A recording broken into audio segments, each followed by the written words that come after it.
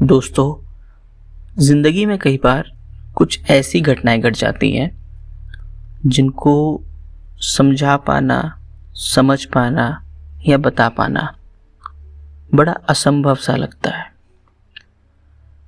ऐसी ही एक घटना मेरे साथ घटी। मैं अपनी वाइफ और 1 साल के बच्चे के साथ बाइक पे वापस अपने घर जा रहा था।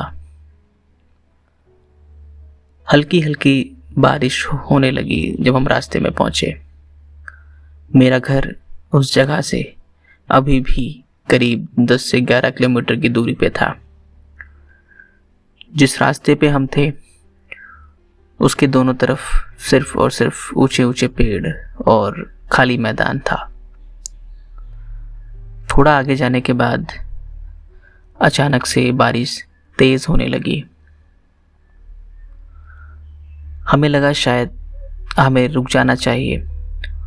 हम एक पेड़ के सहारे रुक गए और बारिश नहीं रुकी।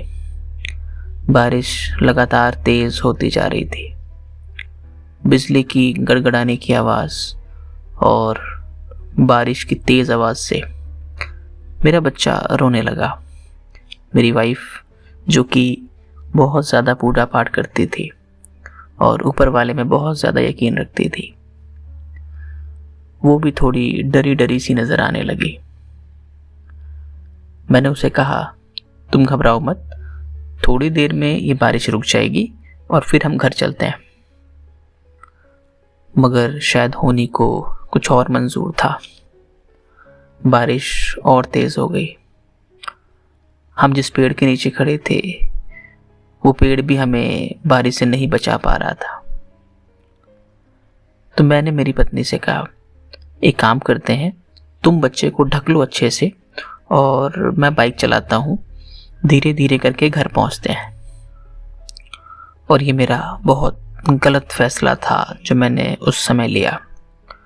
मेरी वाइफ बाइक पे बैठी, उसने बच्चे को अच्छे से कपड़े से ढक लिया। हम थोड़ी ही दूर पहुंचे होंगे कि वो बारिश ओलों में बदलने लगी। छोटे छोटे ओले गिरने लगे, हमें चोट करने लगे। बारिश तो ठीक थी लेकिन ओलों में बाइक चलाना बहुत मुश्किल हो गया। तो अब हम जहां पर खड़े थे वहां कोई ऐसा बड़ा पेड़ नहीं था जिसके नीचे हम छुप सकें। ओले लगातार बढ़ते जा रहे थे। ओलों की रफ्तार बढ़ती जा रही थी, उनका आकार बढ़ता जा रहा था। एक ओला मेरे माथे पे आके लगा और मुझे हल्की सी ब्लीडिंग हुई। तभी सामने से सफेद कपड़े में एक बूढ़ी माई आती दिखाई दी। उसने आवाज लगा के हमको बोला, बेटा इधर आ जाओ, पास में मेरी झोपड़ी है, वहीं रुक जाओ, वरना इन ओलों में तुम बचोगे नहीं, यहाँ ओले ऐसे ही गिरते हैं। हमारे पास कोई चारा नहीं था।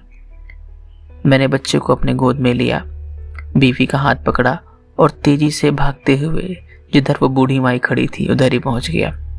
नजदीक में ही बूढ़ी माई की झोपड़ी थी। हम उसके अंदर गए तो बड़ा गर्म था अंदर का माहौल। बड़ा अच्छा लग रहा था, जैसे हम झोपड़ी में नहीं किसी बहुत अच्छी जगह पर हैं। करीब आधे 1 घंटे की बर्फबारी हुई, वहाँ पर ओले गिरे और बारिश बंद हुई। हमने बूढ़ी माता को धन्यवाद कहा और हम वहाँ से चल दिए। घर पहुँचे तो मेरी पत्नी कहती है कि आज भगवान ने हमें बचा लिया। तो मैंने मनी मन कहा, हाँ हाँ बचा लिया, और कल सुबह हम चलेंगे। उनका भी तो हमारे पास कुछ था नहीं, लेकिन सुबह चल के हम बूढ़ी माई का धन्यवाद जरूर करेंगे। सुबह हम उसी जगह पहुंचे तो वहाँ का नज़ारा देख के हमारे होश उड़ गए। वहाँ पे ना कोई झोपड़ी थी और ना ही कोई बूढ़ी माई। हमने आसपास रहने वाले लोगों से पूछा कि क्या यहाँ आसपास एक बुढ़िया का झोपड़ी हुआ करता था, वो कहाँ है, क्या हम रास्ता भूल गए हैं? तो लोगों ने कहा नहीं, यहाँ तो कोई बूढ़ी माई की झोपड़ी नहीं है और दूर दूर तक कोई झोपड़ी नहीं है, यहाँ तो कोई रहता ही नहीं है। लेकिन हाँ, थोड़ा सा आगे जाके एक माता का मंदिर है। मेरा माथा ठनका कि रात में झोपड़ी थी, बुढ़िया माई भी थी, अब अचानक से ये सब कहाँ चला गया। मैं और मेरी पत्नी उस राहगीर की बात सुन के मंदिर की तरफ चल दिए। हमने मंदिर पे जाके देखा तो वहां पुजारी थे। हमने पुजारी जी से पूछा, पुजारी जी कल रात हमारे साथ ऐसा ऐसा हुआ और बूढ़ी माई हमें नहीं मिल रही हैं, हम उनको धन्यवाद बोलने आए थे, आपको पता है वो बूढ़ी माई कहाँ थी? शायद पुजारी जी को माता की कृपा से सारी चीज़ों का पहले ही पता चल गया था। तो पुजारी जी ने हंसते हुए कहा, नादान लड़के, जिसे तुम बूढ़ी माई कह रहे हो वो जगत माता थी, तुम्हारी मदद करने के लिए उन्होंने ये सब किया। ये रही तुम्हारी बूढ़ी माई। उन्होंने माता की तस्वीर की तरफ इशारा किया। हमने माता के चरणों में नमन किया, उनको दिल से धन्यवाद किया, पंडित जी के पैर छुए, उनका आदर भाव किया और वापसी घर आ गए। मुझे आज तक समझ में नहीं आया कि उस रात वो बूढ़ी माई कोई संयोग था या फिर वास्तव में माँ आदिशक्ति मेरी पत्नी की भक्ति से खुश होकर हमारी रक्षा के लिए आई थी।